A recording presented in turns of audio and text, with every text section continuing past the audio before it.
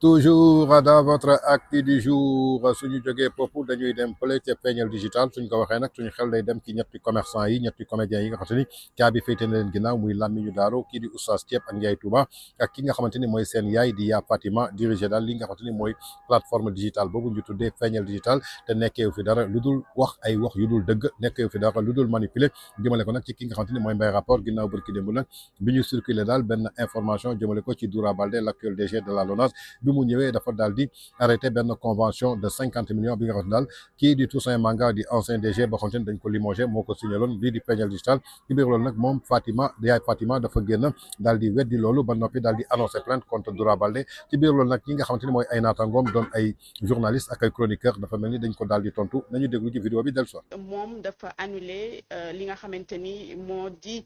50 millions moo di convention boobu c'est des rumeurs là encore une fois mi ngi circulé depuis démb et yaay Fatima donne l'air que loolu moom daf ko weddi mais lépp lu ci mën ci am rek laaj na du laaj ci def jàngat soxna Ajara alors et que l'information femme mi ngi jàll ñu ngi koy jàllale di ko partager presque partout bu fekkee dafay weddi aussi tamit il faut mu wax ñu li muy weddi lu mu doon comme ça ñu xam exactement ba xam dafa ni lii nga xamante ne mi ngi circuler di wax bi information bi c'est pas du tout vrai mu wax ni amu fa kii bu boobaa dinañu xam ni c'est elle la personne concernée ñun ñi nga xamante ne wala ndax montant ndax c'est voilà montant bi moo nekkul exactement foofu laa bëggoon a ñëw Fama je veux vraiment savoir xam nga tey ci par exemple Fama bu fekkee yow dañuy wax ci yow dara wala ñuy wax ci Sen Teranga dara Fama yow nga génn pour ni da nga koy démentir parce que tout simplement c'est pas vrai comme par exemple ñu ne par exemple je vais prendre l'exemple de Sen Teranga ñu ne Sen Teranga dañoo jot benn montant de 10 millions par exemple convention nga génn daal ni lii nga xamante ni mi ngi circuler pour wax ni Sen Teranga dafa jot xaalisu 10 millions jotuñu dara Sen Teranga amul benn pepp boo xamante ni jox nañu wala nga ne montant bii ñuy tudd kat tollul noonu nga ñu xam ni exactement wax nga ñu li nga xamante ni loolu nga weddi moo tax man la ñi seetaat liiralal leen li nga xamante ni moom la yaay Fatima wax pour comme ça nag après on peut analyser en général par rapport à la situation parce que on le fustige quand même. Exactement alors poste initial bi nga xam ni moom mooy circuler d'abord c'est ce que nous allons lire nee na le nouveau directeur de la LONASE Doura Baldé a fait rompre le contrat de 50 millions de francs CFA de Feeñal digital. loolu mooy information bi circulé depuis démb alors li nga xam ne yaay Fatima moom la wax nee na une information selon laquelle la LONASE a rompu un contrat de 50 millions avec Feeñal digital circule depuis hier. Notre conseiller juridique se chargera de ça, Inch'Allah. Une plainte sera déposée contre toute personne qui véhicule ce message et lumière sera faite. Feeñal digital moom di ngeen ko bàyyi par A ou par B. Fama, tu sais que ce que j'ai compris,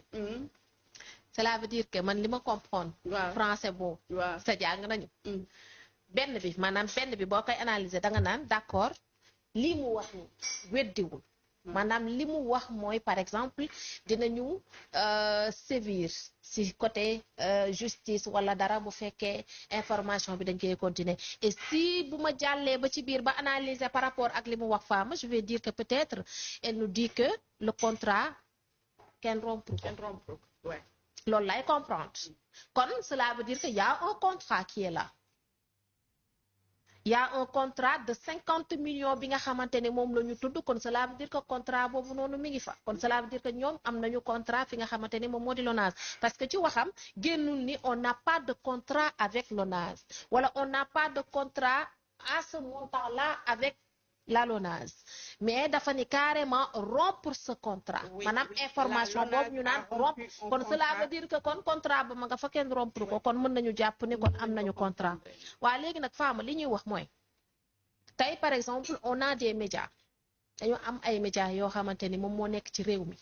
ay médias yoo xamante ni on va dire que média avec un grand M majuscule yoo xamante ni faruñu fenn amuñu benn appartenance politique dañu nekk di liggéey en tant que média bu normal et je dis bien média bu normal avec les normes respecter li nga xamante ni moom moo di norme média am ay journalistes qualifiés yoo xamante ni ña nga fa am ñoo xamante ni aussi tamit ce sont des professionnels de médias yu fay liggéeyee ak seen ay contrat en bonne et due forme yu fa nekk ba pare ñu respecter l'éthique et la déontologie di def liggéeyu journaliste c'est-à-dire aller chercher l'information ñëw traiter ko faire des reportages def des présentations journalistiques je le répète di def ay chroniques wala ay analyses yoo xamante ni c'est objectif teguñu ko ci pouvoir teguñu ko ci opposition tey jii si l'information est utile pour la population dañ koy jàllale nekkuñu fa di xaramal kenn wala di daal ni man dama tijji sama scène bi pour une telle personne wala un tel groupe kon loolu yaana gogo fi nekk et là mën nañu joxe ay exemples yoo xamante ne mi ngi fi mu nekk les médias yi nga xamante ne sont les médias publics les médias privés yi nga xamante ne ay médias classiques la ak li nga xamante ni moom moo di des web TV léegi nag dafa am loo xamante ni moom la du sax ñun ñoo ko étiqueté mais ñoom ñoo ko wax maanaam feeñal digital ñoom ñoo wax ne seen média bi kenn du fi wax Ousmane Sonko lu ko naqari. média par loolu. média par loolu exactement média par loolu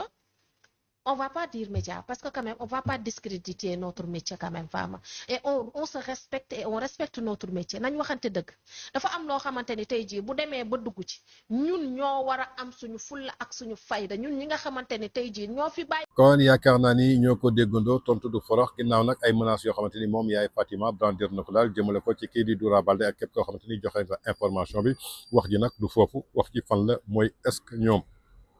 am nañu convention wala amuñu convention peut-être 50 millions yi mën na doon nekkul 50 millions moins de 50 millions la mais li am solo ba am solo ci loolu la war a tontu ndaxte tey moom su bañee ñu génnee ni que ab convention dañ ko génnee ci ñoom xanaa dafa fàttee ni que bi Pastef di egsi au pouvoir Doura Baldé egsi ci li nga xamante ni mooy LONASE première convention yi nga xamante ni dafa fa fekkoon ci état bi nga xamante ni ñoo fi nekkoon muy ancien régime Idi John War ak kii nga xamante ni mooy Citizen Firdawsi dañ ko yore woon ci réseaux sociaux yi di ko génnee suba ngoon guddeeg bëccëg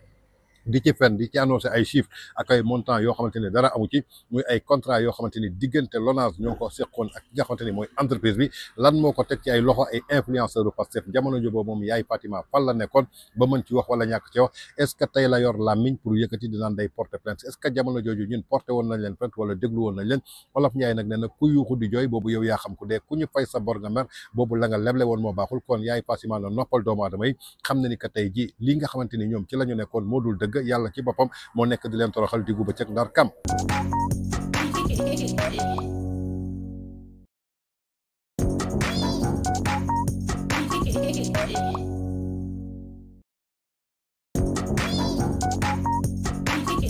Hey.